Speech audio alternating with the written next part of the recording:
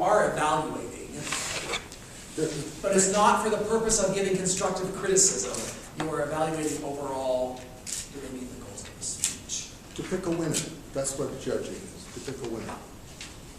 Very good. Clear. That makes sense. Yes. Okay, so after you are done, we're going to have a minute break between each speech so you can take some time to make your notes. After we're all done, you're not going to give us the whole sheet of paper back. You're going to fold it, rip it off, put the names of who you have judged. Raise your hand and we'll come and collect that. We don't need the whole data, we just want to know who you decided on. And the reality is, who you decided on doesn't necessarily have to reflect how you thought originally in doing your judging. It's whatever you decide at the end. Okay, so if you said this and I got to make that, it's whatever you decide. Okay? Yeah. Listen. What is this one for?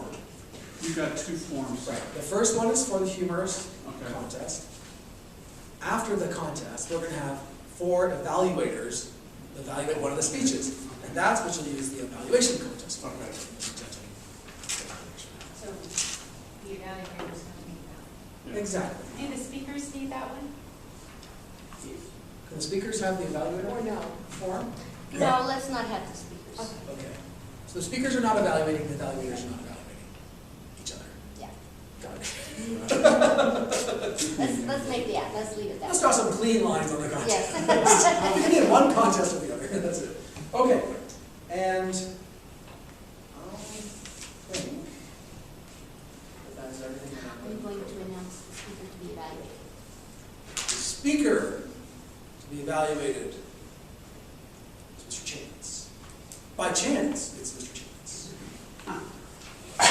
And when we do the evaluation contest, the evaluators will all obviously be in the room to evaluate, but then you'll leave the room and each of you will come in at a time to give your evaluation of that speech. There will be no table topics today because we're running short of time. Back to you. Thanks so much.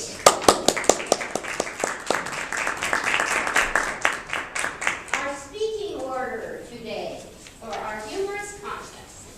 Our first speaker will be Geoff, and our second speaker will be Eva. So if you notice on your form, there's a little spot up at the top where you can put 2 names. So you need to put Geoff first and Eva second. For evaluation contestants, you need to be taking your notes now as Geoff speaks. And I would like to ask Geoff Chance to come on up. Do we need to, I assume it means that Geoff's speech, when do we stop preparing this evaluation? You can keep preparing until you're called up to do the evaluation. You can keep taking notes as long as you're thinking about things. Okay, Geoff Chance, 50 nurses. 50 nurses, Geoff Chance.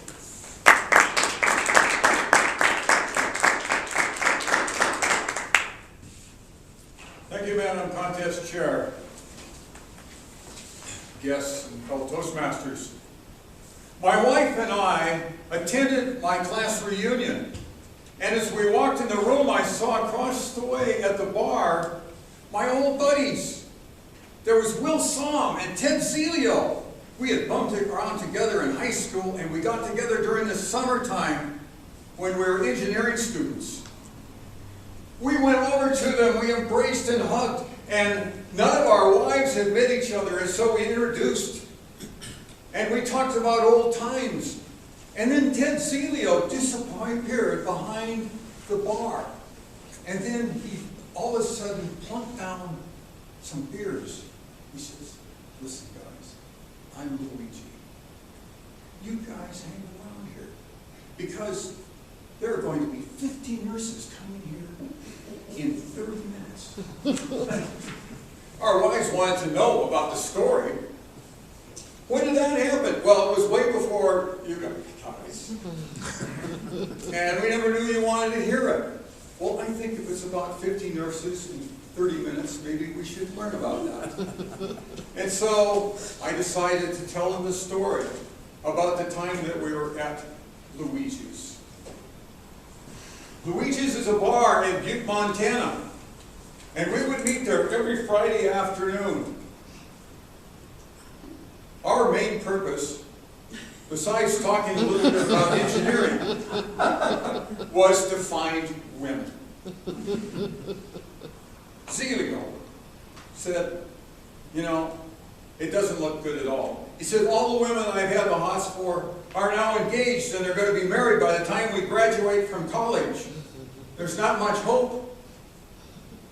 You may ask, what are we doing in this bar when we're under 21 years of age?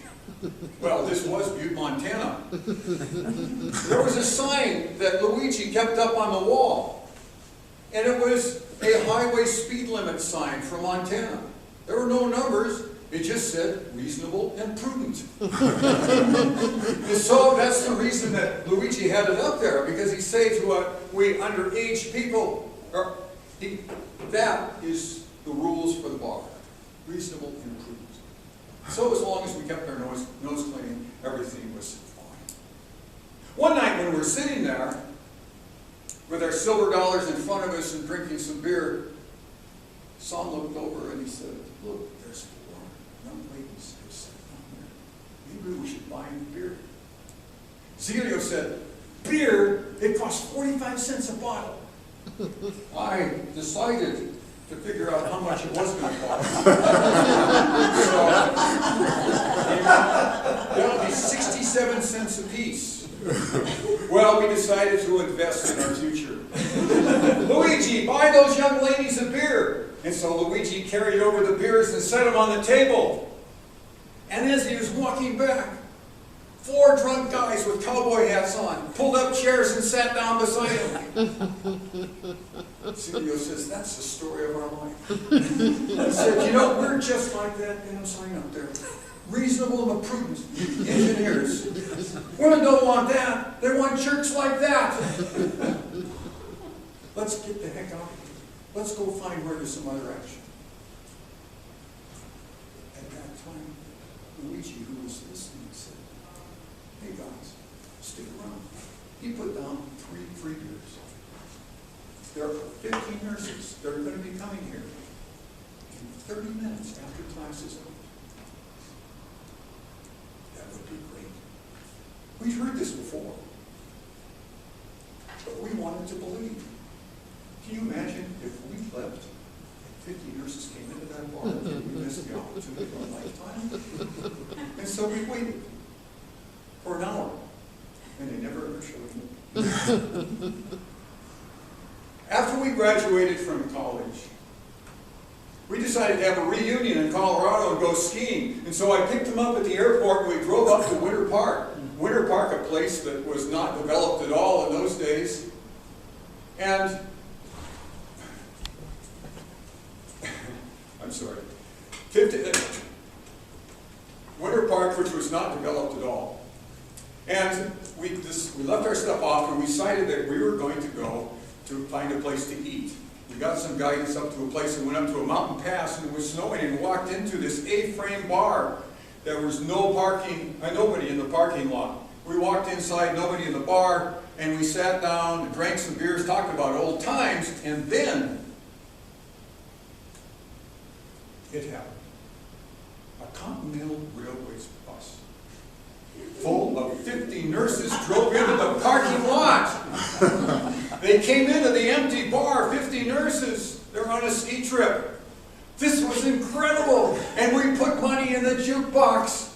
And we danced and danced. And I found one woman whose name was Rachel. And I danced with Rachel. And to the Beatles tune, I Want to Hold Your Hand. And then I said, my name's Geoff, and I'm an engineer with Hewlett Packard. And then we ran out of things to talk about. I said, do you know how to use the e to the minus x scale? I said, you use it in engineering. Electrical engineers use it to decide the decay function of the voltage on capacitors. When it was all done, I ran back to my buddies and I said, hey, look at this guy. I got a phone number from Rachel.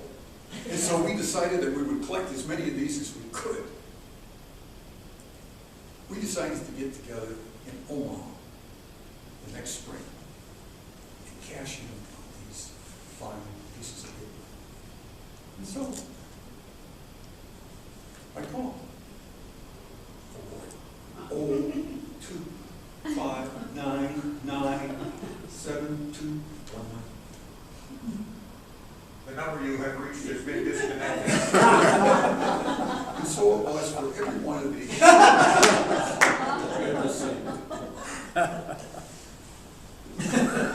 And so that, my dear wife, is the story of the 50 nurses. Judy, the wife of Ted, said, you know, I'm really happy. I'm really happy that we waited for the reasonable and the prudent. We all raise our glasses on high to the reasonable and the prudent.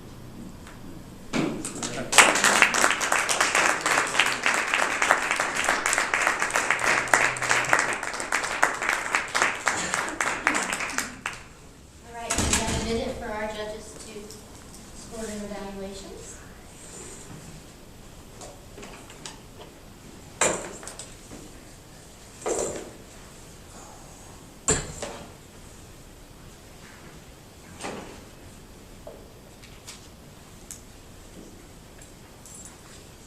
And everybody should be judging our speaker, not just the evaluators.